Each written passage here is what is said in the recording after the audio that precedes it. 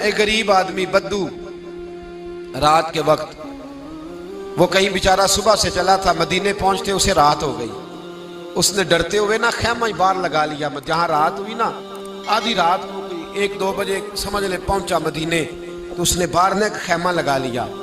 بیوی اس کی امید سے تھی، بچے کی ولادت کا وقت قریب آ گیا، بیمار ہو گئی. اس نے خیمہ لگایا، بیوی اندر ہے. حضرت عمر فاروق گشت پہ تھے رات کو، ساتھ ایک غلام تھا. حضرت عمر فاروق رضی اللہ تعالیٰ عنہ کہنے لگے وہ آگ جل رہی ہے تھوڑی سی، پتہ کرو کون ہے. تو آپ کا غلام پتہ کرنے گیا تو بدو نے ڈانٹ دیا، کہنے لگے جاؤ تمہیں کیوں بتاؤں. حضرت عمر خود گئے، کہنے لگے مسافر بھائی بتا تو صحیح. کہنے لگا جی چھوڑے، میں آپ کو کیوں بتاؤں، میں کون ہوں، کیسے آیا ہوں. فرمایا خیمے کے اندر سے کراہنے کی آواز آتی، کوئی درد سے چیخ رہا ہے، بتا ہمیں بات کیا ہے.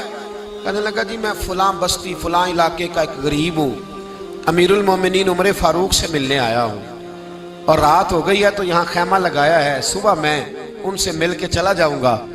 تو رات کو تکلیف دینا پسند نہیں کیا، تو میری بیوی امید سے تھی، اب بچے کی ولادت کا وقت قریب ہے، پاس کوئی نہیں. حضرت عمر کہنے لگے تو ٹھہر میں ابھی آیا. چہرے پہ نقاب ہے، اسے بتایا نہیں میں ہی امیر المومنین. عمر دوڑے گئے، اپنی زوجہ سے کہنے لگے اگر تجھے بہت بڑا اجر مل رہا ہو تو حاصل کرے گی. کہا کروں گی. تو کہنے لگے چل پھر میرے ساتھ، بہت بڑا اجر ہے. ایک دوست کے ہاں ولادت کا وقت ہے، ضرورت کی چیزیں ساتھ لے لو. اس عورت نے تھوڑے دانے لے لیے، گھی لے لیا. حضرت عمر سے کہنے لگی لکڑیاں اکٹھی کر لیں. امیر المومنین کونسلر کی بات نہیں بتا رہا آپ کو، میں آپ کو ایم پی اے کی بات نہیں بتا رہا، ایم این اے کی بات نہیں بتا رہا، جو 10 گاؤں کو ملا کے چیئرمین بنا اس کی بات نہیں بتا رہا، اس کی بات بتا رہا ہوں جو 22 لاکھ مربع میل کا حکمران ہے. اس کی بات بتا رہا ہوں جو گلی سے گزرے تو شیطان رستہ ہی بدل جاتا ہے. اس کی بات بتا رہا ہوں جس کے بارے میں میرے مصطفیٰ کریم صلی اللہ تعالیٰ علیہ وآلہ وسلم نے فرمایا میرا عمر تو وہ ہے کہ 950 سال حضرت جبریل بھی اس کی شان بیان کریں تو عظمت ختم نہیں ہوتی. اتنا بڑا شخص. حضرت عمر نے لکڑیاں اکٹھی کی، اینٹوں کا روڑے لے کے چولہا بنایا، پہنچ گئے. آپ کی زوجہ کہنے لگی یہ تھوڑے دانے ڈالنے، گھی ڈالنے اور ایک لکڑی لے کے اس کو ہلائیں، تیار کریں.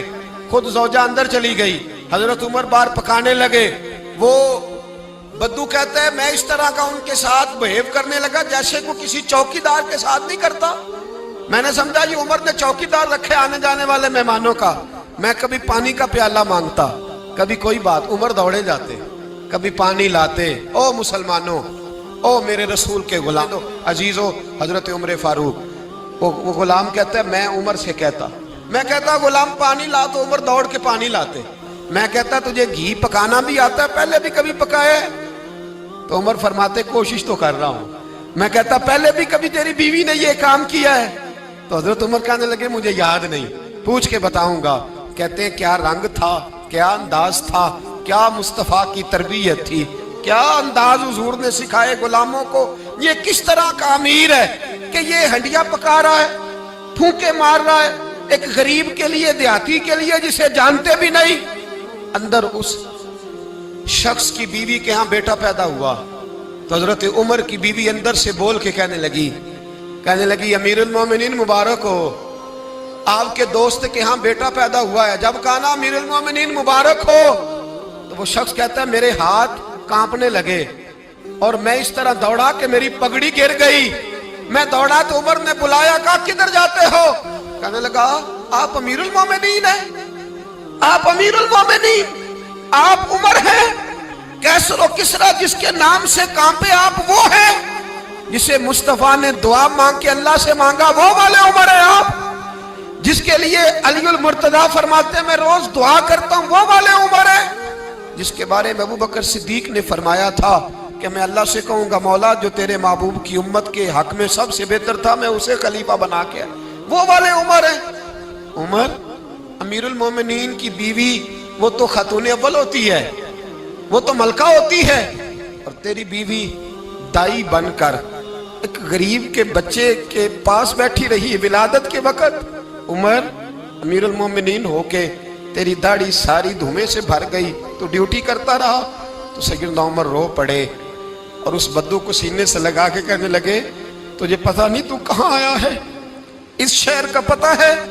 اس نے کہا حضور کہاں ہے؟ فرمایا یہ میرے نبی کا مدینہ ہے، یہ مصطفیٰ کا مدینہ ہے، یہاں امیروں کا استقبال نہیں ہوتا، یہاں غریبوں کے استقبال ہوتے۔ یہاں حضور نے اس اسٹیٹ پہ میرے رسول پاک نے وہ والا رنگ دیا ہے کہ اب غریب سر اٹھا کے جینے لگے ہیں، اب مزدوروں کو عزتیں ملنے لگی ہیں، اب یتیموں نے سر اٹھا لیا ہے کہ ہمارا کوئی سننے والا